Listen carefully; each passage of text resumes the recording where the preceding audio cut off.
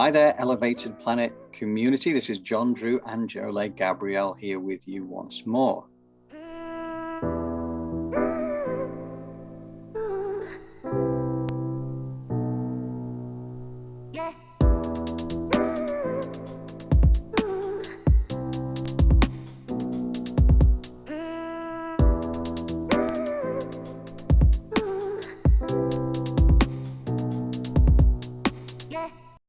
I've been talking to Jole about this now for the last week or so, and I felt it was a good idea for us to go through various things that many of us in the mainstream are less aware of in terms of the terminology that will be used by the likes of Jole, because this has been your world, Jole, for many, many decades. So, right? So, Jole, aura layers and chakras.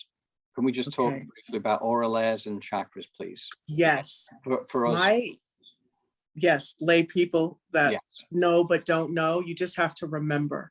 And I hope that this begins to resonate, because it's so important and it changes lives when you are able to, all of you, when people talk about being holistic, this is really what it means. It not only means eating your greens and taking walks and getting fresh air and clean water, but it means having the knowledge of your spiritual body. So when we talk about the chakras and the auras, what we are dealing with are energy centers that, I guess, influence or guide our personality.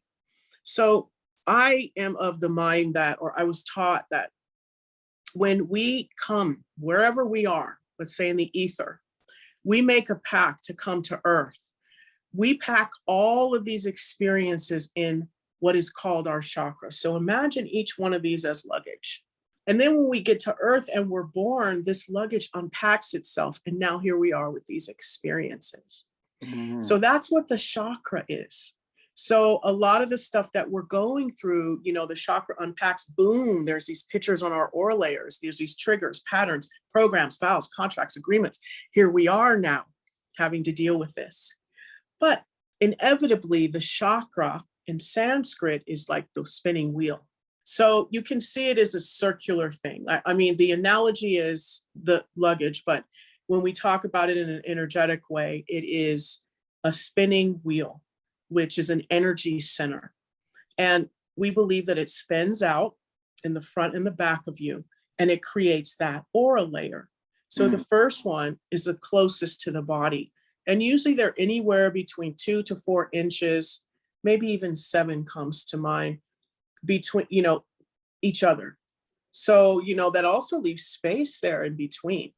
I think it's more 2 to 4 inches, but there's, expansiveness to the aura layer. You think about people like our celebrities or our rock stars, their aura layer is filling stadiums.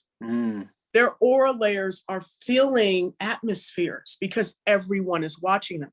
That is the example of an aura layer kind of bringing in things, or a chakra spinning with such force and alignment that they're able to influence and push their aura out into like Wembley Stadium or the Superdome and beyond. So how do they do that?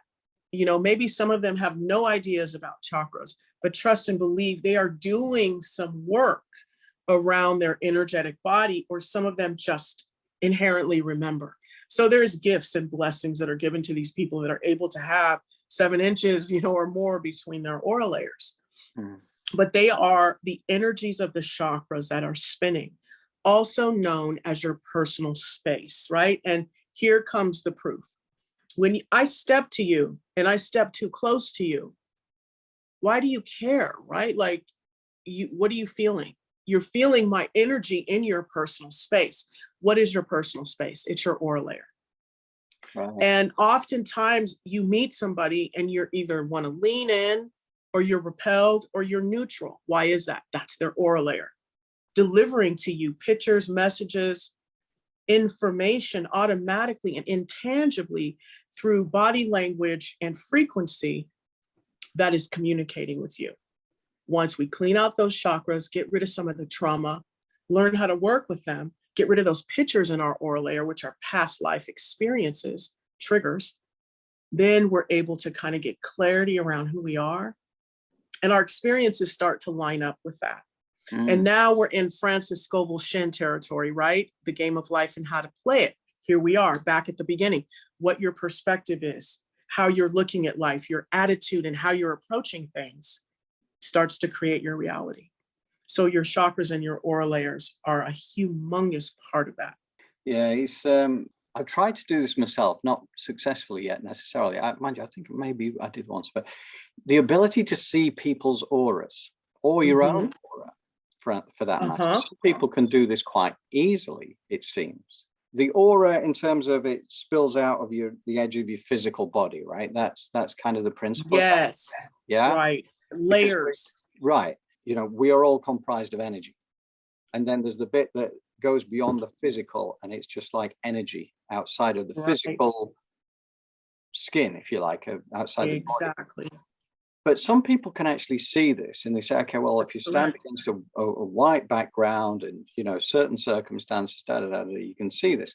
And I know my partner, she has the ability to see these things. I don't think she fully understands what it means exactly, but she sees colors and she sees different things. How does that work? Most of us can see, especially babies, cats, animals, you know, they see aura layers, they see spirits. But as we begin to live in this dimension, the veils start to drop. But when you talk about why is it that some people can see and others cannot, that's because they're connected. You know, they have more of a connection to the ability or that part of the brain that's able to recognize aura layers. Most of us can't. If you are really staring at a person, let's say, you know, like all of you people who are corporate executives or, you know, in meetings, usually you're in a room that is white background and you have these people that are in these chairs and the table. And then if you're across, you can kind of see the white background in the person, right?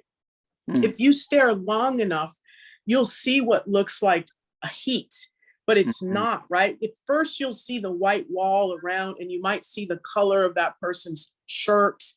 And then if you just keep looking, there is this, it's like this energy that kind of wafts off this person. And you may only be able to see this part. It's like maybe 3 or 4 inches around the person. But if you keep practicing looking at that, Kirlian photography is another way that people see your aura. They believe that it's, you know, it works. You can see that. That's a camera that's able to capture that. Right. Nevertheless, with practice of your own aura layer first, you can begin to see the aura layer of other people. Now, I do believe that these people are very right brain. There's a part of their right brain that is engaging and allowing for them to see that. And there's also people who have taste, you know, they can taste colors, they can know when something's going to happen because they see certain things. Amazing. That's a connection to that divine, ancient energy of not needing a telephone because you could be, you know, communicating with somebody. You know, Paramahansa in his book, Autobiography of a Yogi, he talks about that. And that wasn't too long ago.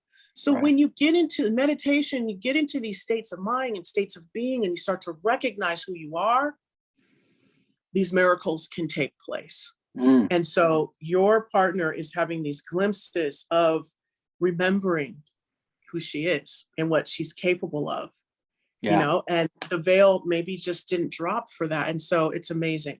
Yeah. No, it's a beautiful thing. I mean, I like the idea. The corporate office boardroom, just keep staring. You like, get the aura. Because you're bored. You're bored, you know, and it's like they're going to give you a deck anyway. So go ahead and practice grounding, pull your aura in, put roses up, higher self above you, you know, and you can hear, and then you can look at the aura layer. Your higher self will get all that information, refer to your deck, and practice your energetic. There you go. See, that's why this meeting. That's why they call it a boardroom in the first place, because most people sat there are pretty bored. But you know, that's it. You'll either get to read their aura or you'll get a restraining order. One of the two. So, you know, you can totally like look at, you know how I used to do it. There'd be 2 people sitting there. Like if you just look between them or you look up or you're looking at the person who's talking, but in all actuality, your peripheral vision is working for you. And you're sort of like able to see, it's like, get smart, get detailed, get wise, and start utilizing some of these gifts you have. Yeah. That's what I would do during the meetings. I was trying to like clean the room and ground it and ground everybody higher, it helps.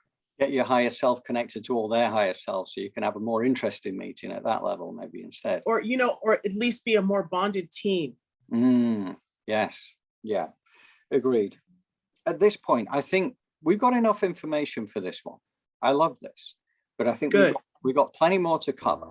On behalf of our Elevated Planet community, I just want to say thank you, Jole, and I want to say thank you to the community too for tuning in, and we look forward to the next exciting episode sometime very soon. Yeah.